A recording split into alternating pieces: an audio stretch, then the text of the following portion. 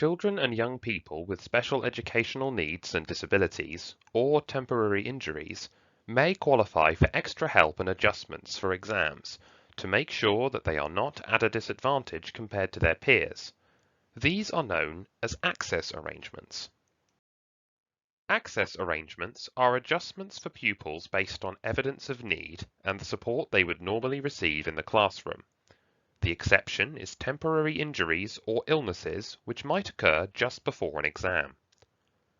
A pupil does not need to have a diagnostic assessment, such as a formal dyslexia assessment or medical diagnosis, in order to receive them. Each year, the Joint Council for Qualifications produces new regulations about these access arrangements and reasonable adjustments. You can download this for free if you would like to.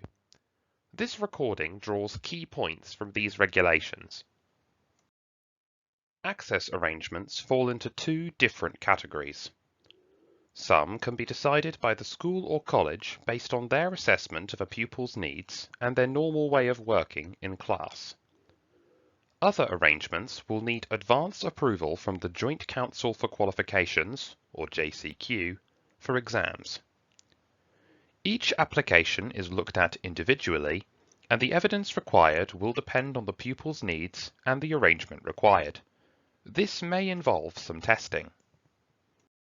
For example, a school or college may need to carry out assessment tests for skills like reading, spelling, or comprehension, or they may need to test the speed a child can write or process information to see what help your child is entitled to.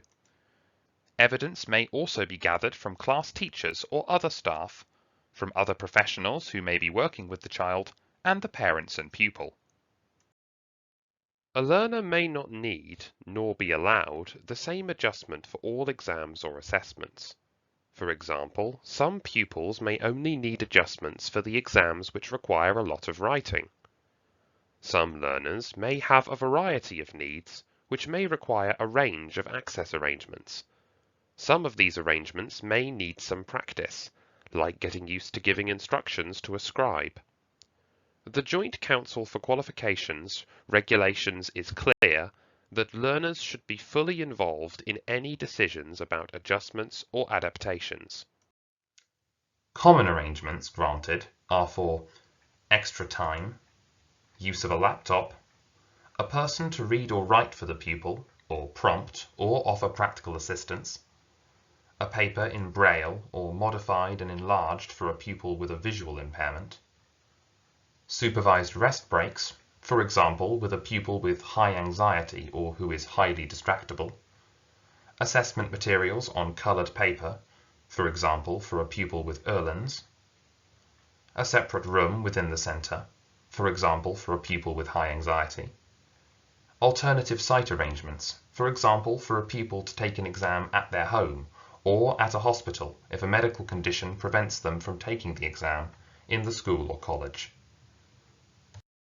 The Equality Act of 2010 requires an awarding body to make reasonable adjustments where a disabled person would be at a substantial disadvantage in an assessment.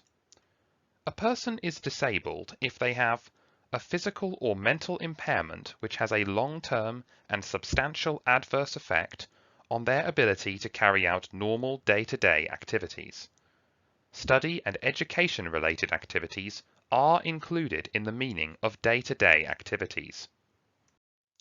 Factors that might have a substantial adverse effect include persistent and significant difficulties in reading and understanding information, persistent distractibility or difficulty concentrating, difficulties understanding or following simple verbal instructions, difficulties writing at the same speed as others, for example due to a physical impairment.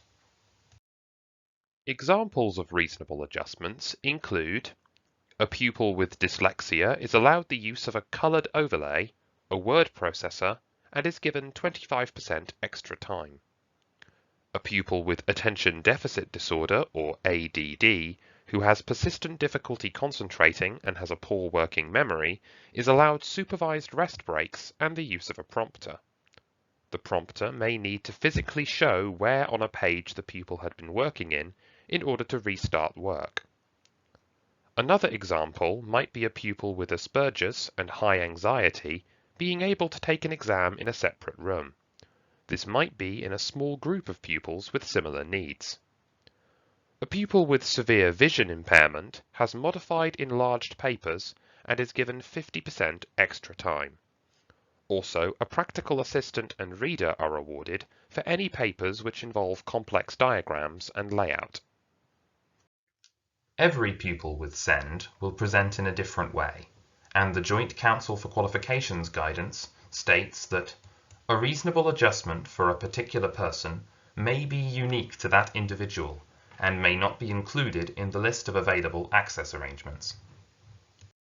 A temporary injury or sudden illness could impact on a young person's ability to take an exam. Let's consider a couple of examples.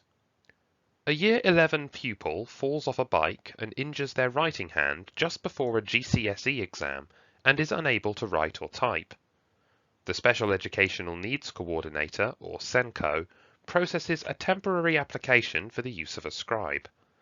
As the pupil is not used to using a scribe and dictating responses to someone else, 25% extra time is also granted.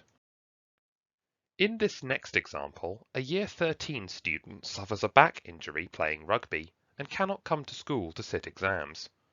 The SENCO arranges for him to sit his exams at home through an alternative site arrangement, and for him to have supervised rest breaks, as sitting for long periods of time causes significant discomfort.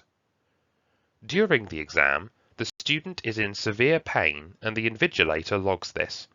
The exams officer receives the incident log and applies for special consideration to the respective awarding body.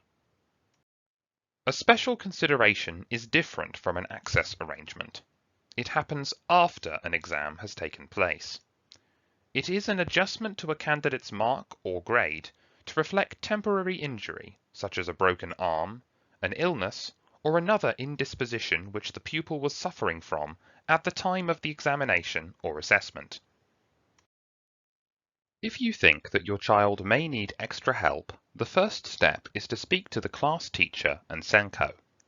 We would encourage you to do this well in advance of the exam, preferably in the autumn term. Many arrangements which need to be formally requested will have deadlines in the spring term before the exam.